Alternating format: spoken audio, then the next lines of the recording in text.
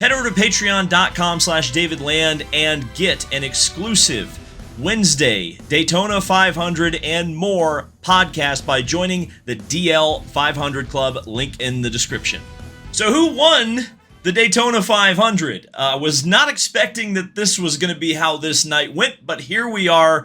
We're going to look at the video, and, I'm going to make my decision. You guys are going to make yours. I'm sure you've already seen the replay, but I'm going to slow it down frame by frame and try to make my best determination about who exactly won the Daytona 500. But if you watch the race, if you've seen the social media, you will have seen that William Byron has been declared the winner of the 2024 Daytona 500. But I think Alex Bowman has an interesting claim to it. Definitely got some Indy 500 2002 vibes from this thing, and we'll talk about that first because the finish takes priority out of everything else. Because up until the end of the race, I thought it was going to be essentially a review of the Fox broadcast because, my God, was that the most Talladega Nights interpretation of NASCAR I've ever seen.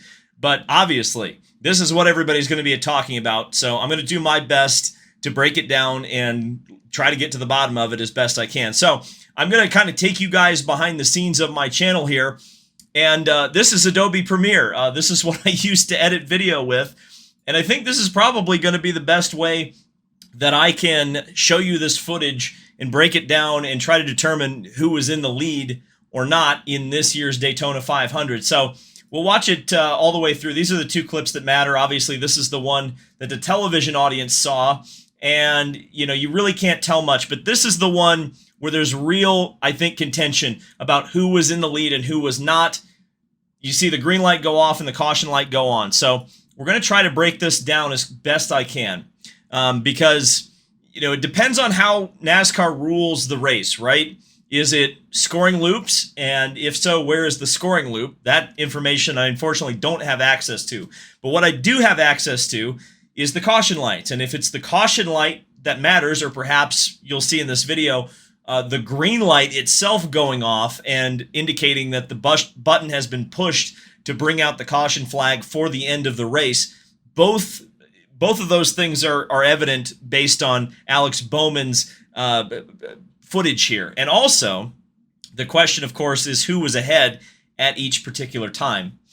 So we'll scrub through this just pretty quickly as I can. We'll actually move it forward just a little bit. So they've crossed the line here. And let's see if we can look. So if you look down here, I don't know if my cursor is capturing this, but you can see the green light just down the road there. It's pretty easy to spot. You will see it wink off here. Alex Bowman right now side by side with William Byron. And you'll see that green light. The green light winked off right. When does the light start to move? It's right about here. So you pretty much have the two Hendrick Motorsports cars neck and neck. In fact, I can kind of zoom in on that. Here, we'll do the Fox Super Zoom real quick. So here's the light. You can see that go off in 2 frames. That's the point where it is still green. The race is green. And you be the judge. And you can see the bumper of William Byron. But where's the nose of that Ally Camaro? That's the question with the green light. It's super close. I mean, this is one of the closest finishes to the Daytona 500 ever, just based on this. Now, of course, the other question is, was it specifically the yellow light? Because if the yellow light coming on is actually the point in which the field is frozen, then it becomes much more clear. You can see the green light go off here. And we got several frames. Now, it looks like a yellow light possibly went on down here. You can pretty clearly see a yellow light. No, but I think that's a different light because that's on as that green light's on. So we're looking at the green light. You just saw it wink out there. And we'll go forward quite a bit here.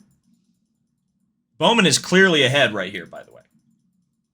Like, he is clearly ahead of the race. And the yellow caution light comes on. So the question is, and NASCAR will have to explain this, is it, how do you determine based on the lights when the button is pushed, right? And how much of a delay is there between when the green light comes off and when the yellow light comes on? And where in that sequence is the field actually frozen. Because if you base it on the yellow light, Alex Bowman has won the Daytona 500, and it's not even close. If you base it on the green light, it's extremely close. Go all the way back here. You'll start to see the 24 car come into frame here as the green light winks on. But I mean, you would think, and again, we're looking at, you know, a television camera filmed by a phone camera.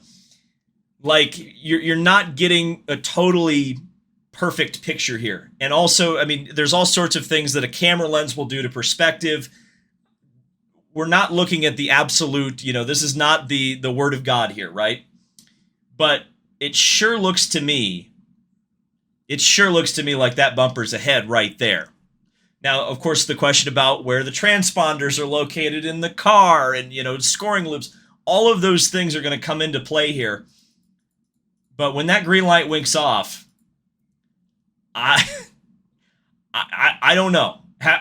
That's tough. That's and I mean, and it's unequivocal.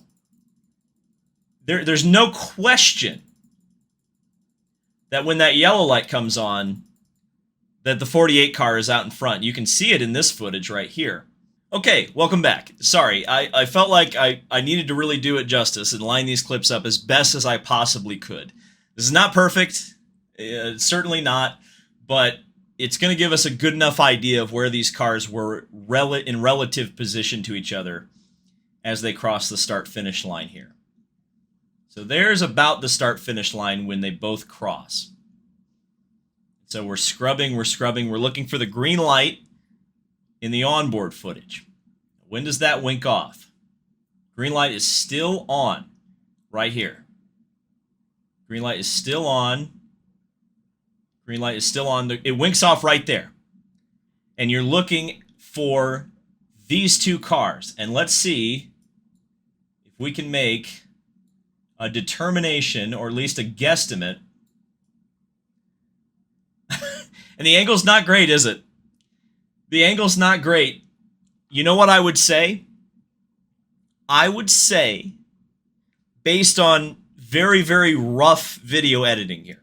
We're not saying this is the gospel, right? If the green light winking off is exactly the moment the button was pushed, and that's what I can only assume. The 24 car appears by maybe an inch or two that it has won the race.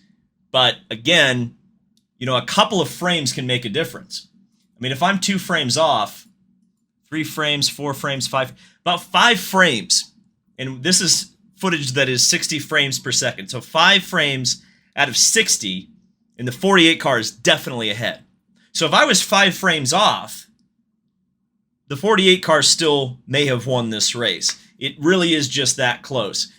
What's tough about this whole thing is that these are Hendrick Motorsports teammates. The 48 car probably is not going to protest the results of this race, although there's a very strong possibility that they did actually win. It's just the name of the game, unfortunately, with this team racing the way it is, and you know, you're not going to see the 24 car get protested by the 48. I'm just going to throw that out there right now. I'd be very, very surprised if something like that happened. But at least as far as I can tell, if we're going off the green light going off, it looks like the 24 car is ahead. If we're going off of the yellow light coming on, Alex Bowman is the rightful winner of the Daytona 500.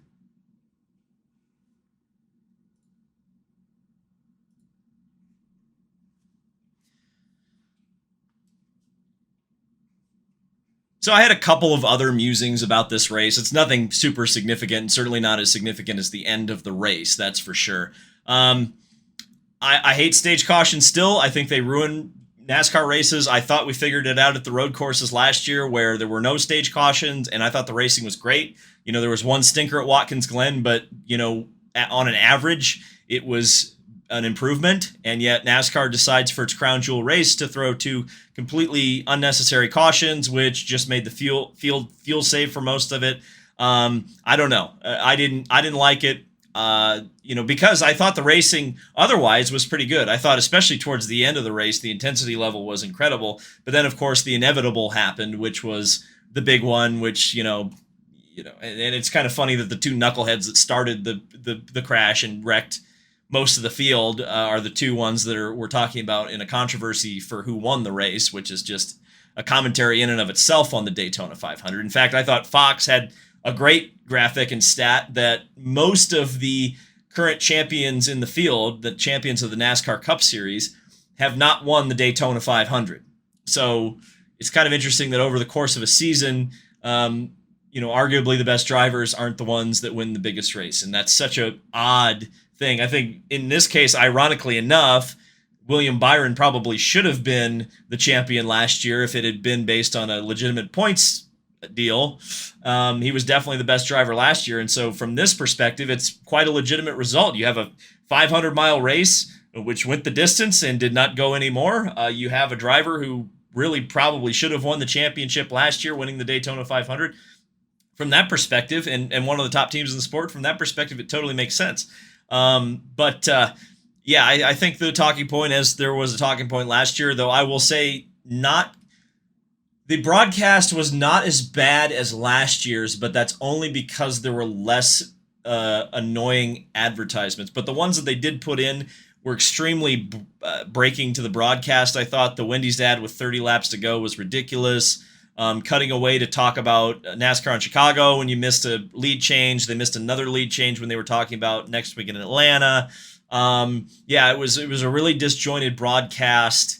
The choices of full screen commercials are definitely based on the anticipated amount of yellows, which really this was a relatively clean Daytona 500. So I'm going to not be as hard on Fox about that particular issue, but there was a lot of silly, goofy stuff. I mean, just odd, production quality decisions. Like some of the music was bad. Like, for example, the bumper's going to break. I mean, I would watch this race if you've got a question mark what I'm talking about. Look at like a 2001 to 2004 Fox broadcast, and then look at whatever the hell this was.